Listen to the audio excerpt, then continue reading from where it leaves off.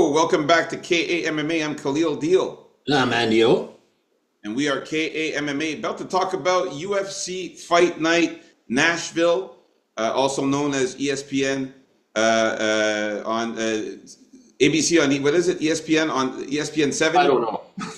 something like that. And it's going to be Derek Lewis versus Taliesin Teixeira, and we're going to talk about our final thoughts, predictions, and face-offs for the prelims. So we're going to start off with the first fight, which is Fatima Klein versus Melissa Martinez. After watching the face-offs, man, what are you thinking here, Andy O? Yeah, not much different from what I expected. I still got Fatima Klein here. She's one of the biggest favorites in UFC history. Again, here we got another one of those. I don't think the line should be that wide. Melissa Martinez has some spunk, but I don't think she has the skills that could keep up with the wrestling and the finishing ability of Fatima Klein here. I think she's going to get it done here by finish. Yeah, man. Watching the face-offs, I could see here Melissa Martinez is in very good shape, though. Coming in here looking muscular. She's ripped. And she's pretty built. She's a little bit thicker than Fatima Klein, but she's so much shorter than Fatima Klein as well. Fatima Klein is lean. She's also in great shape. She's pretty ripped herself. She looks very strong. She looks very serious, and she's got that height advantage there over Melissa Martinez. So it was pretty accurate. It's a 4-inch height advantage for Fatima Klein, and also a 1-inch reach advantage only for Fatima Klein here. So definitely liking Fatima Klein in this one, man. I think that Melissa Martinez is tough enough to last at least a round or two. When I was looking at the past history there, Fatima Klein, most of her finishes come later. I'm going to go with Fatima Klein to get the win by knockout or submission in the later rounds. So we're still in agreement after watching the face-offs for the first fight of the prelims. Let's move on to the next fight. We got Mitch Ramirez versus Mike Davis. So for this one here, man, I gotta say this Mitch Ramirez guy looks in pretty good shape, man. He came out here. He's pretty muscular. He's pretty built. He's pretty ripped himself. Mike Davis just a little bit more lean, a little bit more ripped than Mitch Ramirez. He's also very muscular as well and in great shape. But looking at the two of these guys, man, they are very similar in height. We can see here that I think Mitch Ramirez actually might have a little tiny bit of a height advantage there by a slight, like a little tiny bit, not by much. Although they said that Davis was supposed to be taller. I don't know if it's the shoes or whatever, but we'll see in the cage. But they look like... I don't think it's going to make much of a difference. Yeah, they look almost the same height here, the same kind of body type. I still just got to go with Mike Davis to get the win here. He's just way more experienced in the UFC. He's this guy here, Mitch Ramirez, made his UFC debut and got knocked out by leg kicks, as you mentioned when we talked about it in our early predictions. And I can see Mike Davis just using his skills, man, his boxing skills, his grappling skills to get Mitch Ramirez to the ground and do what he does best, which is ground and pound and look for subs. So give me Mike Davis to win by knockout or submission. Yeah, I got to take Mike Davis also. Yeah, just more skilled overall, basically better everywhere. Thing with Mike Davis, though, he does have more experience, been in the UFC since 2019, but only fought like 5 times. So he's not really that active, but against opposition like this, I don't think it'll matter. So we'll see where he's at, I guess, in a year and a half, and who his next opponent will be. So yeah, Mike Davis by knockout or decision. Nice. We're still in agreement here with this one here with Mike Davis getting it done. Let's move on up to the next fight here. All right, we got Kennedy Nzechukwu against Walter Walker, which is Johnny Walker's brother. Yeah, so Kennedy Nunchukwu looks to be really accustomed being a heavyweight now. He looks pretty nice and plump. He doesn't look as ripped and as in shape as he used to come in at light heavyweight. So I'm even happier about my pick with Walter Walker here. And you were saying there's a chance the last show, I think the real deal, that you thought it was possible he'll get a third heel hook in a row in this fight. And man, I'm telling you, that's a real possibility with Nchukwu's long, gangly limbs. And Walter Walker, man, he doesn't need a lot of things to go his way in this fight. He just needs a little to go his way. And if he can capitalize once he gets him down there, I think it's gonna be over pretty quick. So yeah, I'm still with Walter Walker by sub. All right, man. So for this one here, I'm still sticking with my pick with Kennedy Nzechukwu here, but I do have to say though that both of these guys, they're huge. You can see that these are big, big, big guys. Kennedy Nzechukwu is. I thought that Walker was going to be taller than Nzechukwu. It looks like Nzechukwu is a little bit taller than Walter Walker here by a tiny bit.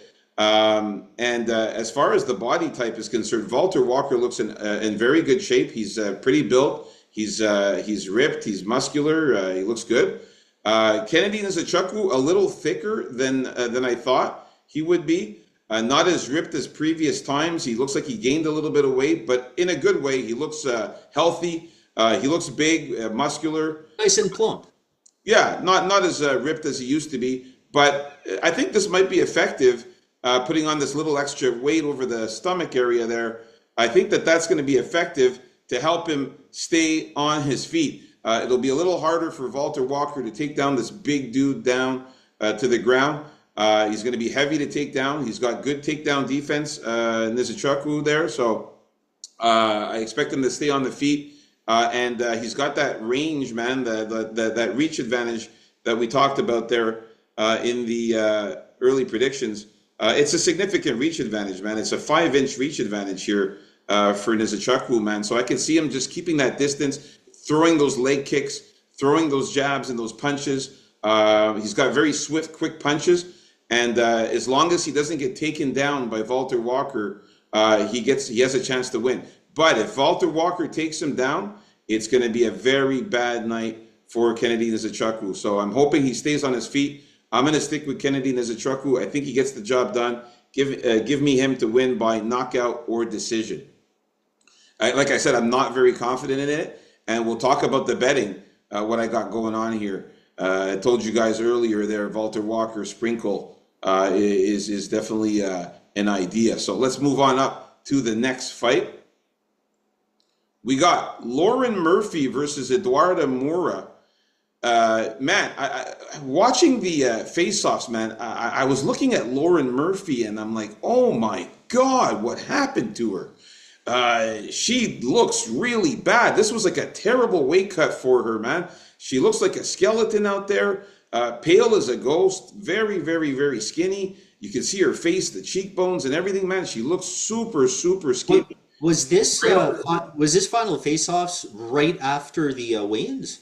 It wasn't that long after. It wasn't that long after because the weigh-ins happened, and then just a little while later was the face-off. So there wasn't like a huge time in between for these guys to rehydrate and recover and get bigger. But man, Lauren Murphy, very, very bad here as far as look-wise. She's ripped as fuck because she's so skinny.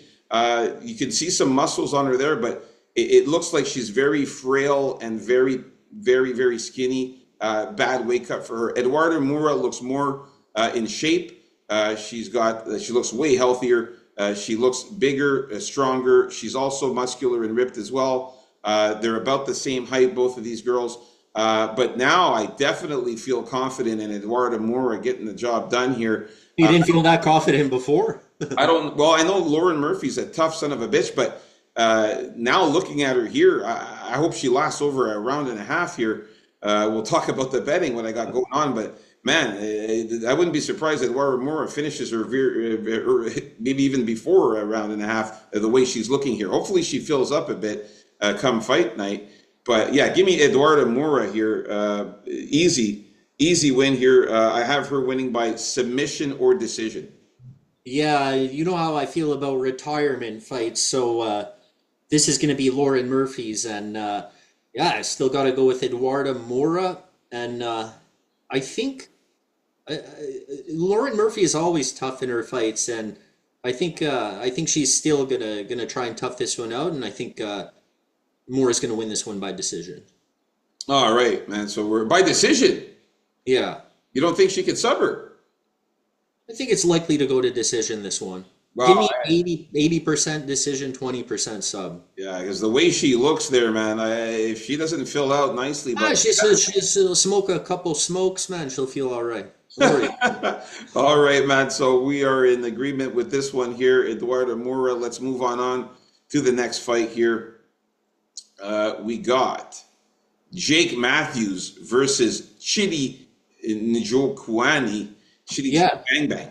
Yeah, so my prediction here is that we're going to see the best Jake Matthews out there that's going to come out there with a purpose, not get caught in that range that Njokuani would like to use, where he gets his most power when he hits you at the end of those long shots. So it's obvious what Jake Matthews has to do, eliminate that, be aggressive, come in there with a good game plan. This is like his 100th fight in the UFC, is hitting his peak prime, and I think it's time for him to make a statement.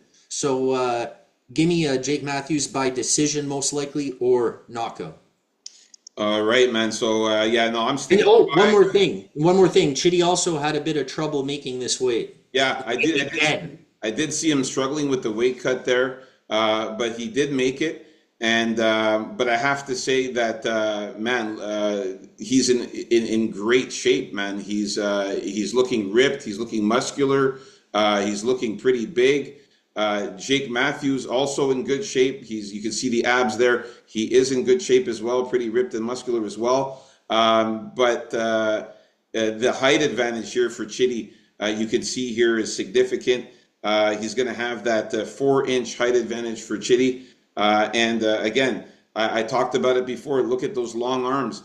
It's a 7-inch reach advantage for Chitty. I'm telling you, man, this guy likes to keep the fights at a distance. He likes to create that space, move around on the outside, and throw those jabs and kicks and knees. The knees, especially, man, I'm worried about Jake Matthews. If he makes a bad move and comes in at the wrong time while Chitty throws one of those knees, man, it could be lights out for Jake Matthews getting hit with a knee in the chin, kind of like what Chitty did to Iliju Zaleski in his last fight when he got him with that knee and elbows. So I'm sticking with Chitty Bang Bang. Always been a fan of this guy. I got him winning here by knockout or decision.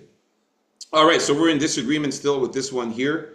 And we are now approaching the main event of the prelims here. If you guys haven't already, hit that like button. If you're new, subscribe. And we got... It helps that algorithm. Yeah, it helps the algorithm, man, helps us out. We got Max Griffin here. It won't help out Max Griffin, though. No, Max Griffin versus Chris Curtis here. For this one here, man, I got to say Max Griffin did come in phenomenal shape. He's a guy that always comes in good shape, though. He's always pretty built, pretty muscular. He looks good. Chris Curtis, too, looking very good and very muscular and built there and cut. I thought Max Griffin was going to be a lot taller than Chris Curtis here, and it doesn't look like that. It looks like they're pretty much almost the same height. I'm thinking that Chris Curtis there looks a little bit more... a little bit thicker and bigger. He's a lot bigger than him. Than Max Griffin here. So give me Chris Curtis to win this one. I got him winning by knockout or decision. I just think Max Griffin, if he doesn't get the takedowns or uses wrestling, and Chris Curtis fends off those takedowns, he's going to get the win here. So Chris Curtis by knockout or decision for me. If Michael Chiesa is able to break this guy, I don't think Chris Curtis is going to have much of a problem cruising to a decision, if not knocking this guy out. But at the same time, Griffin has a way of sneaking to a decision, whether he gets the split decision win or a loss, right? With Chris Curtis, he's not the tallest, right? Here, you even thought Griffin would be a lot taller than him. But he fought a lot at middleweight, right? And he has a big upper body, if you notice, big chest, wide back. And I'm sure at this age, the cut isn't the easiest thing to do, to go back down to welterweight. But if he does, as he did here, and he looks good, and it didn't look that bad for him, I think he should, as I said, this fight shouldn't be a problem at all. Get that boxing going, roll with some punches, fend off some takedowns, and pepper this guy up. Give All me a right, decision or knockout, 70% decision for Chris Curtis. there you have it, folks. Our final thoughts, predictions, and face-offs for the prelims. Stay tuned to the main card coming up next. Peace out, folks. KAMMA.